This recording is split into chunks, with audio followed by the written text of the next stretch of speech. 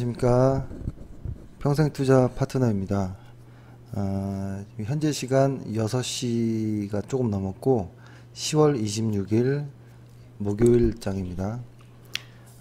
오늘은 시장이 좀 좋지 않은 날이었습니다. 분산도 이루어졌고 저기 보면 거래량으로 거래 대금으로 따지면 5번의 분산인 거고 거래량으로 따지면 3번의 분산이 있었던 거죠.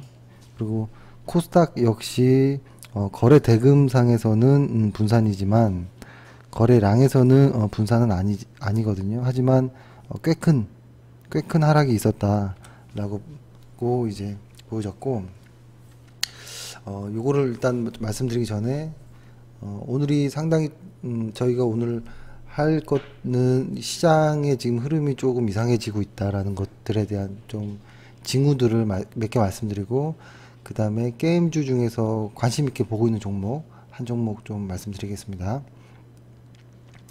일단 보통 이런 이야기들을 많이 하죠. 보통 시장의 어떤 고점의 징후는 어떤 그 개인 투자자들의 마지막 그 어떤 매수에 있을 때 시장의 고점이다, 뭐 이런 얘기를 하잖아요. 그러니까 제가 좀 말씀을 잘 못 드렸는데, 모두들 시장에서 환호하고 사야 돼 할 때를 고점이라고 하잖아요. 그죠? 그런 말도 있고, 그런 것처럼 오늘 좀 이상한 느낌이 좀 나왔는데, 그게 뭐냐면, 일단 코스피나 코스닥이 시장이 안 좋은 건 맞아요. 오늘 안 좋았던 건 확실히 맞고, 근데 이거를 이제 단적으로 좀 느낄 수 있는 거는, 저희는 저 같은 경우는 지금 현업에서 있기 때문에 가장 많이 느낄 수 있었거든요. 뭐였냐면 고객들이 바빴습니다. 오늘 저희 그 고객들이 매우 바빴다. 왜 바빴냐라고 하면, 이렇게 전화도 많이 왔을 뿐더러 고객들이 오늘 흥분을 많이 한 상태였다라고 좀 보여집니다. 그러니까 저희는 오전에 이익 실현 문자를 보냈거든요. 이익 실현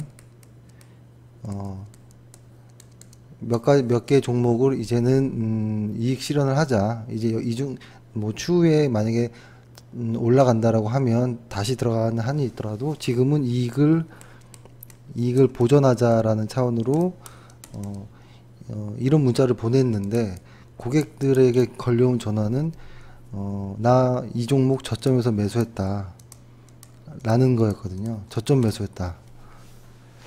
오늘 좀 특이한 날인 것 같아요. 오늘 보면 시장에서 외국인들이 현물과 선물 모두 다 강하게 매도를 했어요. 현물과 선물을 강하게 매도를 한 상황이었거든요. 그렇죠? 근데 특히 코스닥에서는 개인들이 엄청나게 샀어요. 엄청나게 많은 양을. 왜 이런 일이 벌어질까요? 외국인들은 오늘 여기 코스닥만 한번 보면, 코스닥을 보면 외국인과 기관은 엄청나게 팔았고 개인들은 오늘 엄청나게 샀습니다. 그리고 역시 느꼈던 거는 고객들이 전화가 왔습니다. 전화가 와서 이거 지금 저점인 것 같아서 샀다라는 이야기를 많이 했는데요. 사실 저점 매수라는 것만큼 무서운 것도 없습니다. 그렇죠? 저점 매수에 대해서는 조금 이따 말씀드리고, 왜 오늘 이런 일이 일어났을까라는 걸 한번 좀 봐야겠죠. 일단은 보면은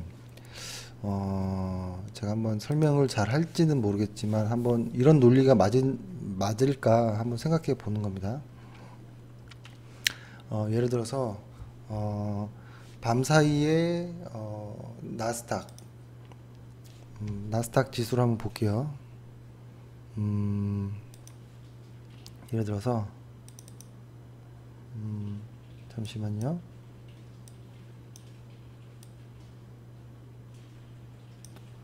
나스닥 지수를 한번 보겠습니다. 나스닥 지수, 그러니까 저도 아침에 시황에 말씀드렸듯이 나스닥 지수에서의 어떤 네 번의 분산 이후에 시장이 어떤 기술주들의 어떤 하락이 있는 것이 아닌가, 라는 하락이 이어질 수 있는 것이 아닌가, 뭐 이런 이야기를 좀 드렸었고, 그 다음에 밤 사이에 또 필라델피아 반도체 지수 역시도 약 1.3% 정도가 하락했거든요. 그렇죠? 그리고 시장에서는 삼성전자를 볼게요. 삼성전자는 2.78% 하락, SK하이닉스는 3.67% 하락, 그리고 또 약간 좀 결이 다르지만 셀트리온의 약 한 5% 가까이 되는 하락, 이런 것들이 좀 발생했거든요. 그러니까 이 의미가 이렇게 한번 보면 어떨까 싶어요. 예를 들어서 나스닥의, 그러니까 기술주 중심의 나스닥이 하락함으로써 또한 필라델피아 반도체 지수, 그죠?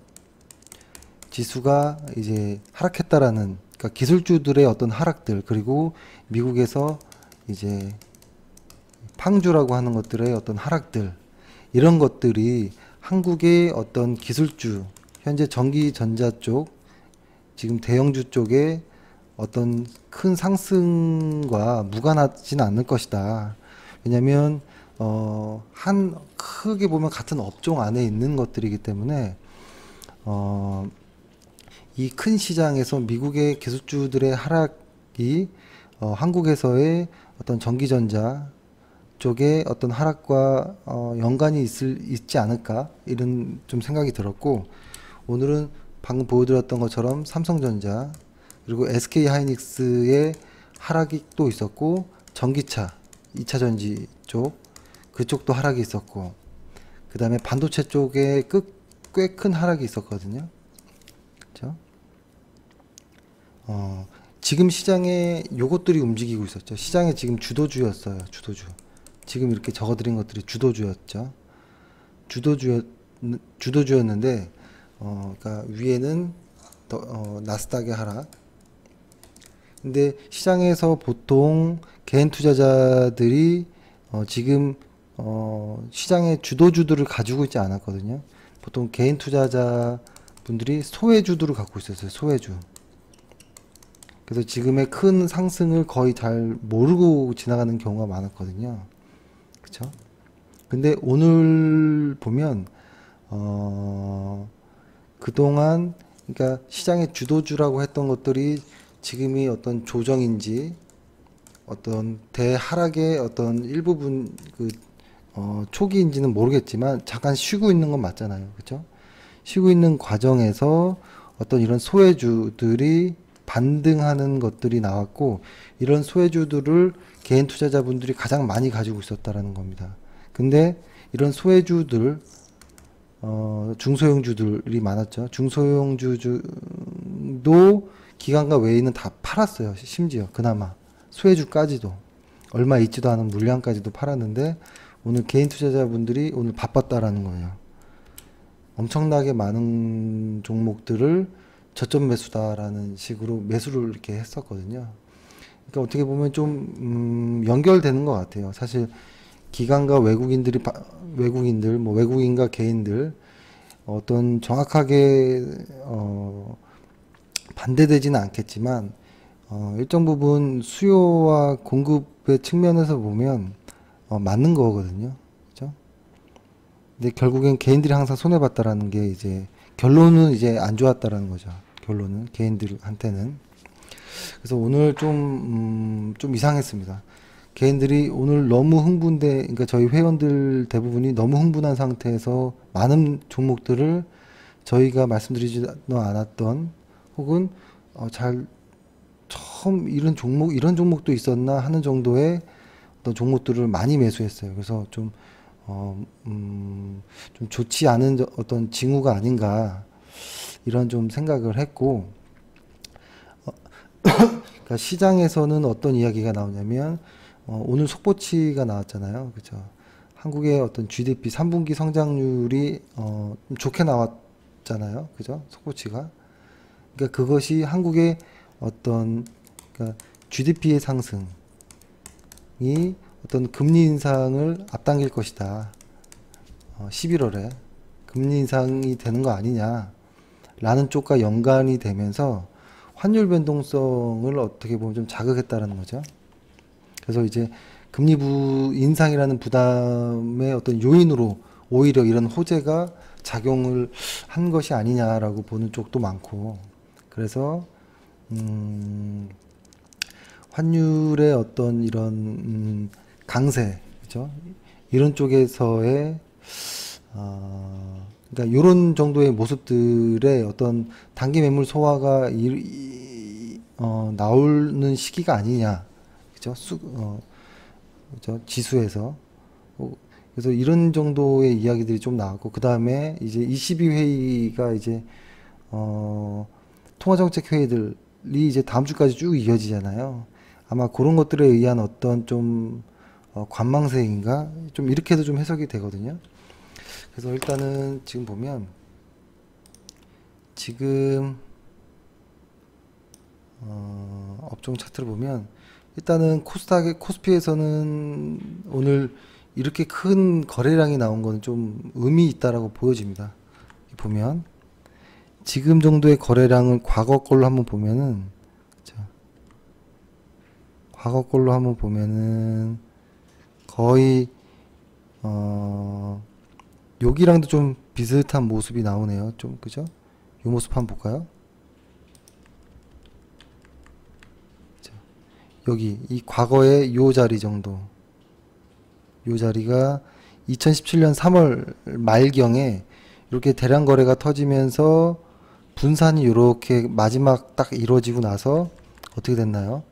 한 번에 약세가 왔고, 이 약세 기간은 약세 기간에서 상승까지 가는데 약 한 20일 정도, 약 3주 정도 이후에 다시 시장은 또 상승했거든요. 그러니까 이렇게 약한 어떤 약세가 이어질지 강사가 이어질지 모르지만 지금의 지금의 이 시장 모습은 조금 좋지 않습니다. 자, 요거를 이렇게 한번 보면 요 거래량이, 그죠? 그러니까 요것이 약간의 요런 조정으로 이렇게 가는 건지, 약간의 이런 조정, 한 2에서 3주간의 어떤 조정일 것인지, 조정의 초입 기간인지, 혹은 이렇게 대하락의 초입 기간인지는 모른다라는 거죠. 다시 말씀드리면 잘 가던 주식이 꺾이는 요런 단계라는 건 저는 요 정도 언저리가 되는 건 아닌가라는 생각을 하는 거죠. 요 정도인데 요게 혹시 앞으로 이렇게 약세를 줄 건지 강한 하락을 줄 건지 약세 이후에 반등할 건지는 모르지만, 이런 초입 구간에서 이 반등을 예상할지라도 나중에 들어가면 되거든요. 그죠?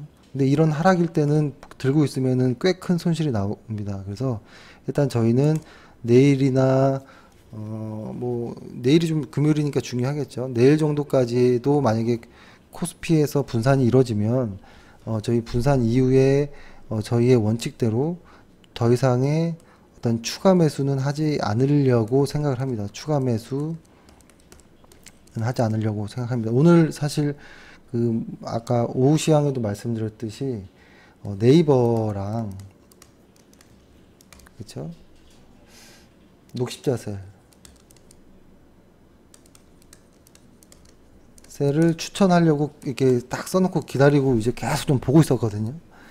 근데 아무래도 시장이 계속 이렇게 하락하는 모습에 도저히 문자를 못 보내드리겠더라고요. 그래서 일단은 매수를 하지 않았습니다. 매수를 하지 않았고 시장의 추세를 보고 다시 접근하자라고 좀 생각을 좀 했고, 그래서 일단 시장의 모습은 조금 좀 긴장되는 정도의 모습입니다.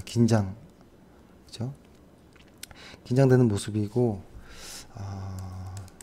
자꾸 지금 소외주 혹은 잡주, 방어주들이 자꾸 반등하는 것들을 보면, 자산주들 이런 것들이 반등하는 거 보면 어떤 이런 것들 약세의 징후가 아닌가. 그리고 개인 투자자분들이 매우 바빠졌다. 저점 공략을 많이 하고 있다. 그렇죠? 근데 저점에서 물리는 경우가 엄청 많거든요. 그래서 이런 것들이 혹시 시장의 약세를 말하는 것이 아닌가라는 조금 좀 기분 나쁜 어떤 이런 느낌을 좀 받았습니다. 그래서 좀 다시 말씀드렸고, 제가 예를 들어서 이런 거 한번 보여드릴게요. 지금 주식 차트, 요거를 먼저 한번 보여드려야겠네요. 오늘 시장에서 보면 지금 거래소, 이게 지금 빨간색이 외국인들의 수급입니다. 초반까지는 괜찮다가 갑자기 점심 이후부터 외국인들이 이제 팔기 시작합니다. 꽤 많이 팔았고, 그죠? 선물 같은 경우에는 이제 계속 팔았었죠. 근데 이 주가가 갑자기 코스피가 급락했던 거는, 그죠? 풋옵션에서 어떤 매수의 물량이 강하게 오르면서 시장은 확 빠졌거든요. 크게 빠졌어요. 크게 빠졌는데 그러니까 시장이 떨어질 거다라고 생각하는 어떤 옵션의 참여자들의 어떤 그 심리가 가장 좀 시장의 하락을 가장 빠르게 반영한 것 같아요. 시장이 빠지고 나서부터 옵션 참여자들이 확 반대 방향으로 돌아섰거든요. 그래서 제가 중요하게 보는 시장의 지표들이 여러 가지가 있다고 말씀드렸지만, 사실 중요한 거는 주가 지수 그 자체와 그다음 거래량, 그죠? 가장 중요하다라고 했죠. 그 다음에 보는 것들이 어떤 심리적인 측면에서는 어떤 옵션, 그러니까 풋, 옵, 콜옵션, 그죠? 콜과 풋의 어떤 비율, 제가 갑자기 말이 헷갈렸습니다. 콜과 풋의 어떤 비율도 상당히 좀 중요하게 본다라고 했고, 그 다음에 금리, 요 정도는 상당히 중요하게 본다라고 했는데, 금리에 대한 어떤 11월 인상에 대한 어떤 확정이 지어지는 것이 아닌가라는 것, 그리고 어떤 옵션에서의 어떤 방향성들, 그리고 거래량 증가, 지수의 어떤 분산, 더 큰 시장에서의 나스닥에서의 분산, 그리고 통화 정책들이 앞으로 남아 있는 것들, 이런 것들로 봤을 때는 시장이 확실히 좀 기분 좋은 모습은 아니다라는 걸 하나 말씀드리고, 그 다음에 제가 예를 들어서 그냥 한번 삼성전자 뭐 이런 거 한번 쳐볼게요. 예를 들어서 그냥 일반 지수를 볼 때, 일반 차트를 볼 때 이렇게 이동평균선이 없는 것들도 많이 저는 자주 보거든요. 아무것도 없는 깨끗한 차트. 근데 제가 말씀드리고 싶었던 거가, 고객들이 저점 매수를 하는 경우가 있어요. 예를 들어서 이런 경우겠죠. 이렇게 쭉 주가가 빠졌다가 올라가거나 빠졌다가 올라가거나 이런 모습들 때문에 좀 싸게 사야겠다. 특히 이런 것도 이렇게 저점 매수라고 해서 이런 데서 사고 싶어지는 어떤 충동이 있을 수 있습니다. 그죠? 그래서 이런 곳에서 매수를 하는데 이거 상당히 위험합니다. 위험하고, 예를 들어서 이 모습을 한번 보면 여기서도 저점 매수거든요. 저점, 그죠? 여기서 매수했는데 잠깐 반등했다가 매도 타이밍 못 잡으면 이만큼 떨어지는 겁니다. 그래서 이 정도 왔을 때 포기해서 나갑니다. 그러면 다시 주가는 올라가고, 이렇게 엇박자가 날 수도 있다라는 거예요.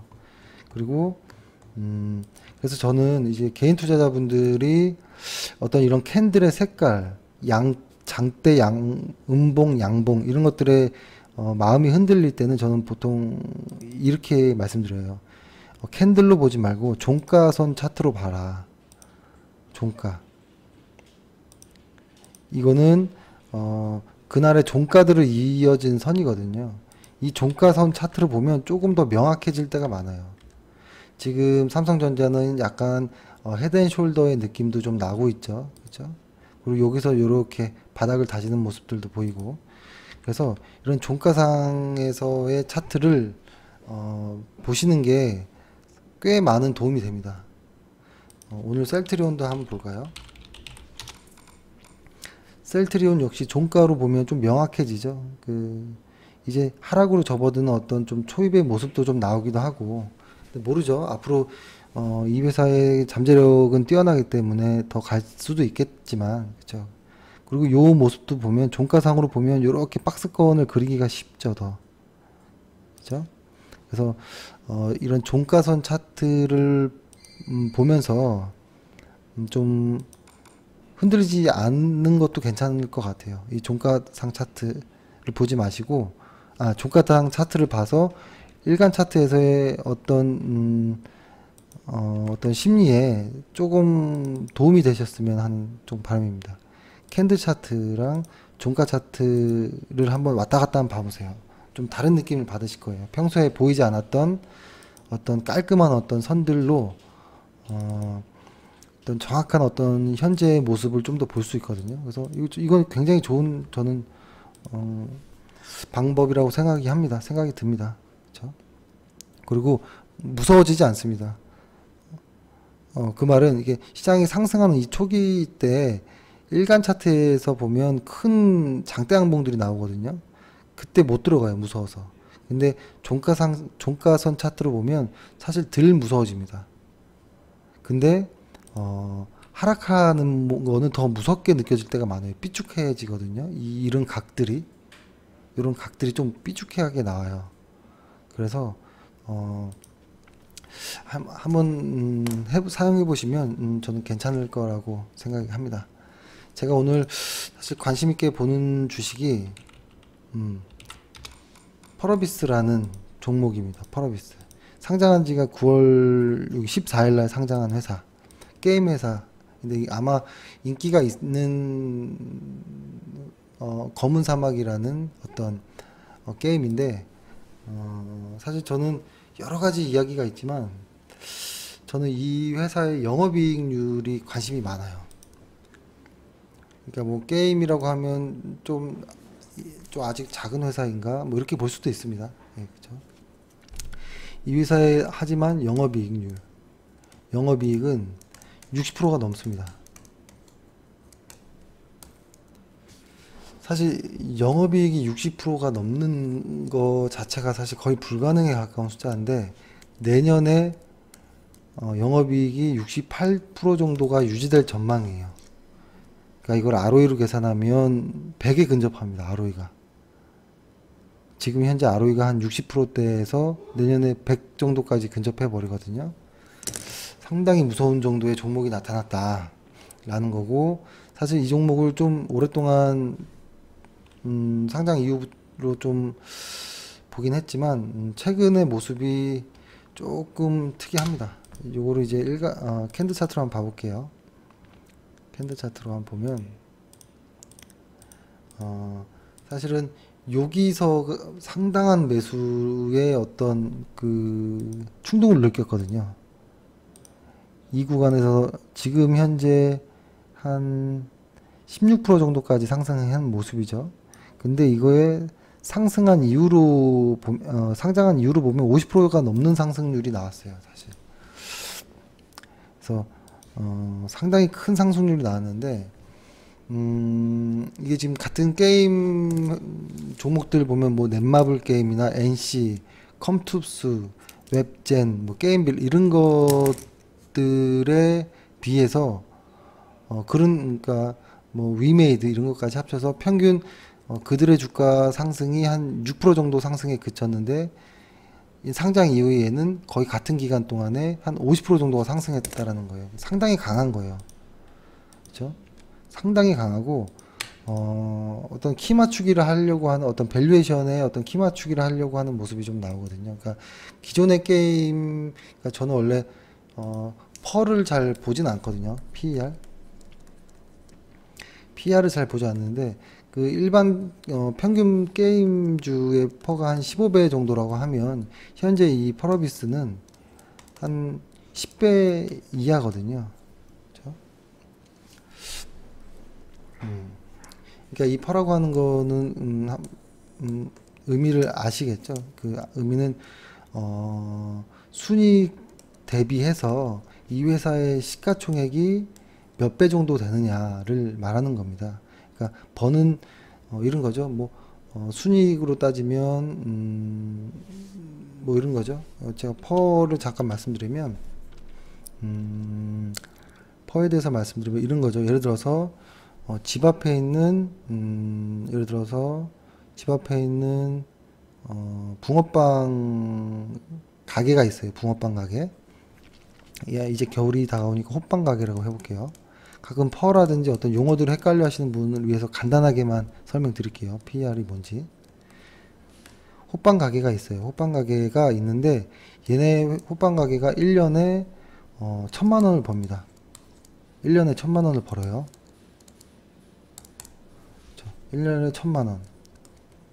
근데 이 호빵 가게 사장이 저에게 이 호빵 가게 살래? 라고 하는 겁니다. 그럴 때 얼마 정도면 살 수 있을 것 같아요? 1년에 1,000만 원 버는 회사, 그 호빵 가게를 얼마 정도면 살 수 있을 것 같아요? 근데 호빵 가게 주인이 너 이 회사를, 우리 호빵 가게를 1억에 살래?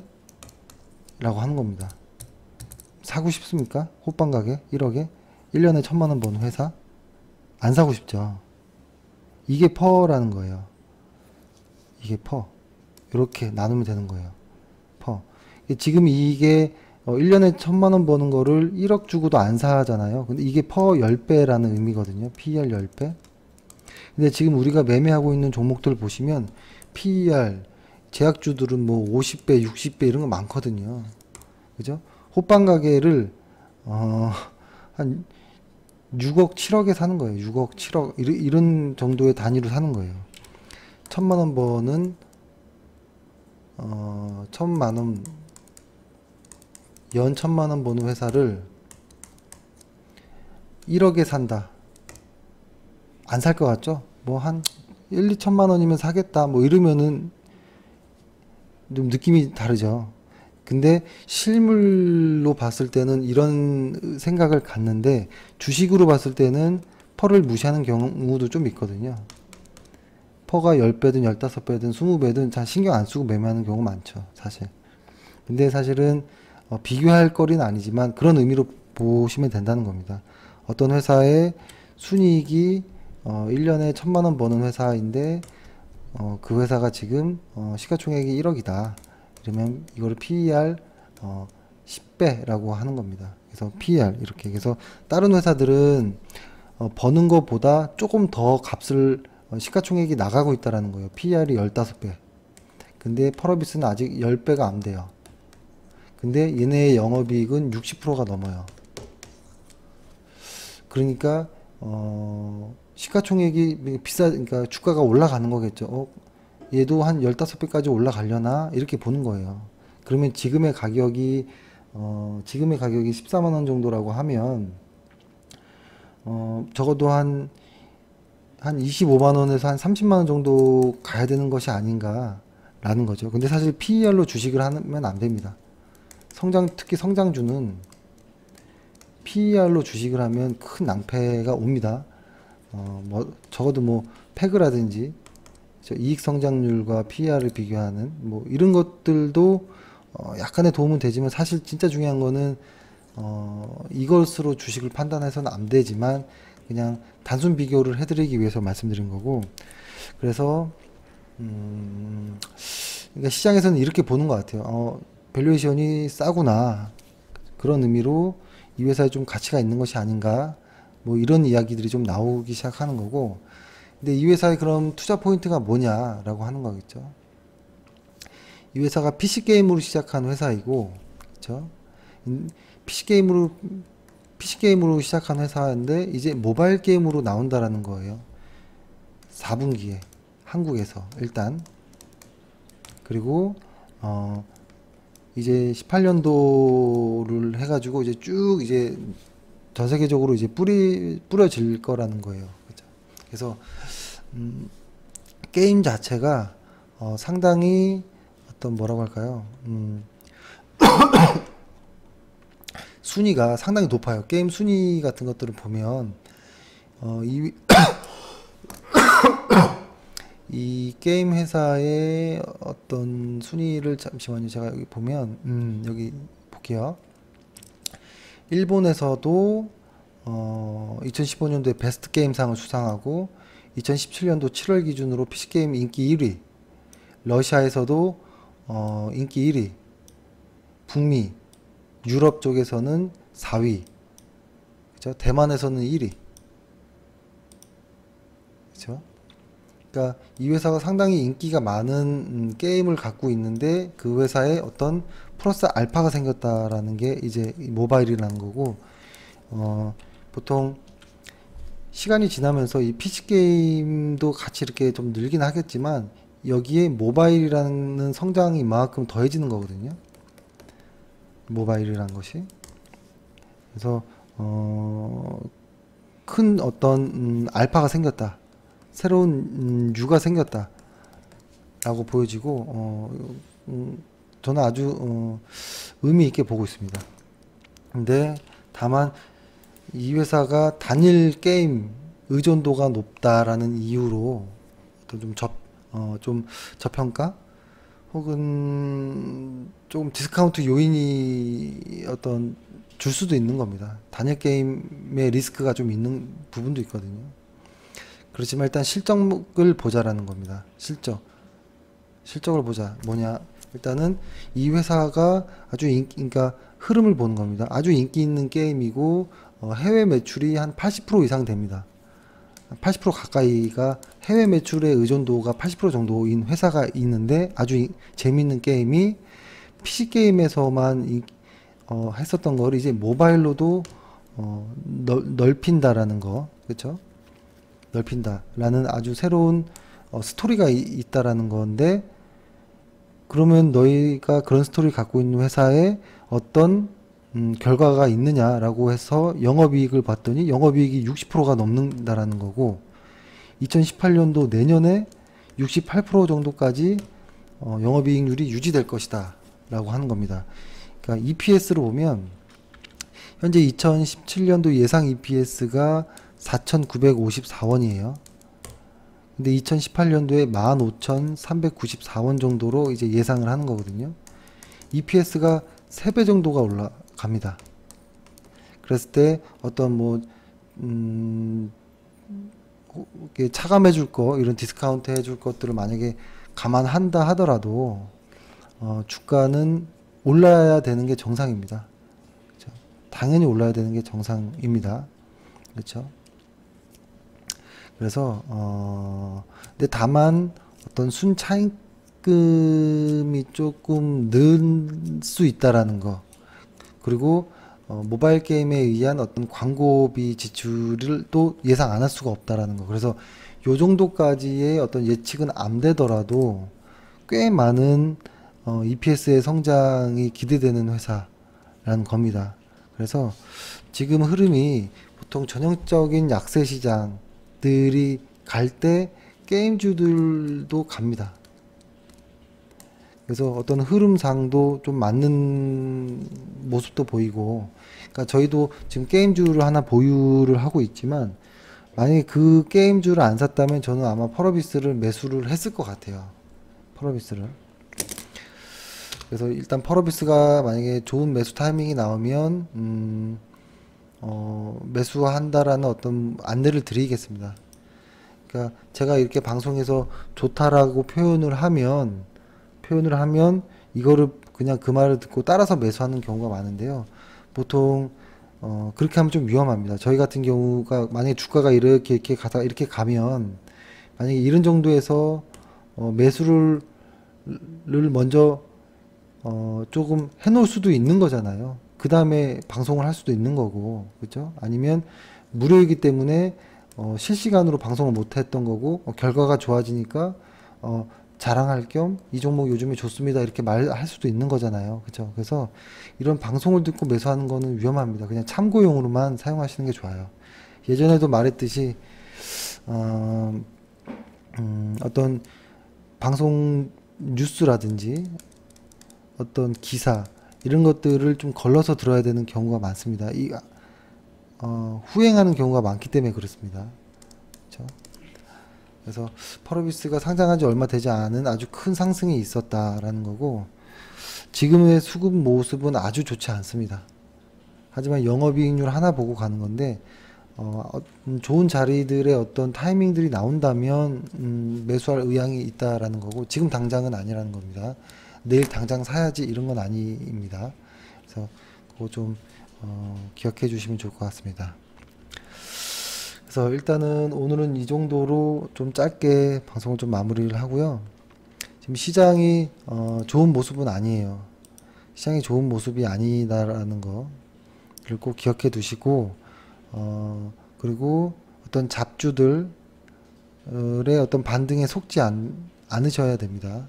그리고 시장이 만약에 내일이나 월요일까지 다음 주에 혹시 안 좋아진다면, 지수가 안 좋아진다면 종목 매매를 안 해야 되는 겁니다.